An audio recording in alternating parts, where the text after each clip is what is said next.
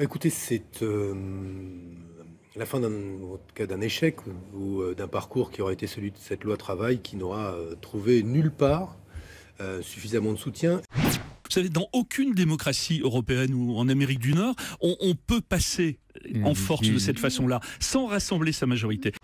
Tout a été fait pour chercher avec les frondeurs, je les appelle comme ça maintenant, un accord en fonction de ce qu'ils souhaitaient. Ce qui s'est passé dans la manière dont a été conduit le débat parlementaire, enfin, l'ébauche, le simulacre de débat parlementaire montrait qu'en fait, le gouvernement avait envie de passer en force dès le début.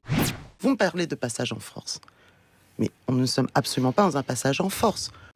Dès le début, dès l'article 1er, on nous a empêchés de voter. Il y a eu près de 1000 amendements déposés dans les commissions. Nous en avons retenu un tiers. Ce gouvernement n'a pas la majorité.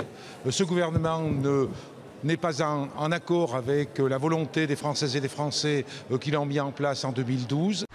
J'appelle donc les députés qui ne veulent pas de la loi El Khomri, quel que soit leur motif, à rejeter cette loi et donc à voter la censure. Il me semble inconcevable que des députés socialistes puissent voter, puissent allier leur voix puissent dérouler le tapis rouge à la droite.